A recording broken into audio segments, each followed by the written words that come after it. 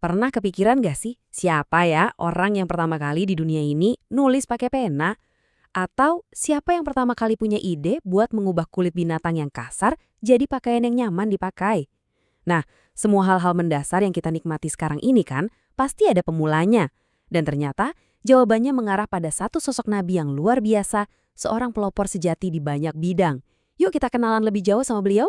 Coba deh kita bayangin sejenak. Tanpa tulisan, nggak akan ada tuh yang namanya buku sejarah, catatan ilmu pengetahuan, atau bahkan kitab-kitab suci yang bisa kita baca hari ini.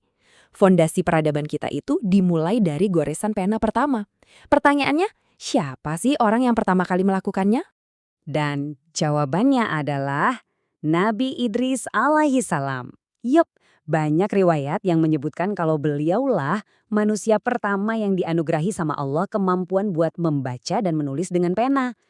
Ini bukan sekedar skill baru ya, ini tuh revolusi, sebuah lompatan besar buat peradaban manusia. Eits, tapi jangan salah sangka dulu. Nabi Idris itu bukan cuma seorang cendekiawan yang kutu buku. Beliau juga punya julukan yang gagah banget, Asadul Asad, yang artinya singa dari segala singa. Kenapa? Karena keberanian dan ketangguhannya yang luar biasa. Keren banget kan? Otaknya cerdas, fisiknya pun perkasa. Oke, sekarang kita coba bedah dari awal. Biar kita benar-benar paham siapa Nabi Idris, kita perlu tahu dulu arti di balik namanya. Soalnya disitulah kunci kecintaannya pada ilmu pengetahuan tersembunyi. Jadi gini, nama asli beliau itu sebenarnya Aknuh. Nah, nama Idris itu justru gelar yang beliau dapatkan karena hobinya, atau lebih tepatnya semangatnya yang luar biasa dalam mempelajari, atau dalam bahasa Arab disebut dars, kitab-kitab suci dari nabi-nabi sebelumnya, yaitu Nabi Adam dan Nabi Syits. Namanya benar-benar jadi cerminan passionnya. Dan semangat belajarnya yang luar biasa itu dibalas langsung oleh Allah. Kepada Nabi Idris, Allah menurunkan 30 lembaran suci atau yang kita kenal sebagai suhuf. Isinya, tentu saja petunjuk dan hikmah untuk jadi pedoman bagi kaumnya. Nah, dengan bekal ilmu yang begitu luas, beliau pun memulai misi kenabiannya. Tapi ini bukan perjalanan yang mulus sama sekali. Ini adalah sebuah ujian kesabaran tingkat dewa. Misi beliau itu berat banget. Beliau diutus ke kaum Bani Qabil, keturunan Qabil yang udah menyimpang jauh banget, sampai-sampai mereka menyembah api. Coba bayangin, setiap hari dakwah, setiap hari pula menghadapi cemoohan dan hinaan. Tapi semuanya itu beliau balas dengan kesabaran yang wow, luar biasa. Sampai akhirnya, demi melindungi iman para pengikutnya, beliau memimpin mereka untuk hijrah ke Mesir, memulai hidup baru di sana. Dedikasi beliau ini benar-benar total. Lihat aja deh pembagian waktunya dalam seminggu. 3 hari penuh beliau pakai untuk berdakwah, ngurusin umat. Nah, 4 hari sisanya beliau fokuskan khusus untuk beribadah kepada Allah. Ini benar-benar keseimbangan yang sempurna antara tanggung jawab sosial dan hubungan vertikal dengan Sang Pencipta. Nggak cuma dikenal sebagai nabi yang sabar, Allah juga menganugerahkan Nabi Idris banyak banget keahlian dan kepandaian. Dan semua itu beliau gunakan untuk memajukan peradaban manusia. Nah, disinilah kita bakal lihat sisi jeniusnya beliau. Keahliannya ini beneran deh bikin takjub. Selain jadi yang pertama bisa tulis baca, beliau juga menguasai banyak bahasa, jago banget ilmu perbintangan atau astronomi, matematika, sampai arsitektur. Gak cuma itu, beliau juga ahli berkuda dan beternak.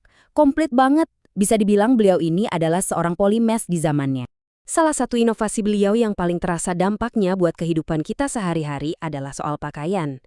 Sebelum zaman beliau, manusia itu pakainya cuma kulit binatang gitu aja, kasar dan nggak diolah. Nah, Nabi Idris lah yang pertama kali memperkenalkan cara memotong kain dan menjahitnya jadi pakaian yang layak, nyaman, dan beradab. Ini kemajuan besar banget loh. Kisah Nabi Idris itu nggak berhenti di bumi aja. Bagian akhir dari hidupnya sama luar biasanya dengan seluruh perjalanannya. Beliau meninggalkan warisan karakter yang agung dan sebuah akhir kisah yang sangat unik dalam sejarah para nabi. Kemuliaan Nabi Idris ini diabadikan langsung oleh Allah di dalam Al-Quran. Ayat ini jadi penegasan tentang kebenarannya sebagai seorang nabi dan kedudukannya yang luhur. Nah, coba perhatikan frasa terakhir. Kami telah mengangkatnya ke martabat yang tinggi. Kalimat ini punya makna yang sangat dalam dan harfiah. Dan bukan cuma sekali loh. Di ayat lain, Al-Quran lagi-lagi menekankan sifat utama beliau, kesabaran. Beliau disebut bareng nabi-nabi hebat lainnya seperti Nabi Ismail dan Nabi Zulkifli sebagai golongan orang-orang yang sabar. Ini bukti kalau kesabaran itu benar-benar jadi pilar utama karakter beliau. Jadi, kalau kita rangkum, inilah warisan karakter abadi dari Nabi Idris yang bisa banget kita teladanin. Kegigihan yang gak pernah padam dalam menjalankan misi, keberanian seorang singa, kesabaran yang tak ada batasnya dalam menghadapi cobaan, dan yang paling penting, kerendahan hati, meskipun ilmunya seluas samudra. Akhir hayat beliau pun diceritakan dengan sangat istimewa. Diriwayatkan beliau bertemu dengan malaikat maut. Lalu atas izin Allah, beliau diberi kesempatan untuk melihat neraka dan surga. Nah, ketika beliau merasakan kedamaian dan keindahan surga, beliau memohon kepada Allah untuk bisa tetap di sana. Dan karena kemuliaannya, Allah mengabulkan permohonannya, mengangkat beliau ke surga selagi masih hidup.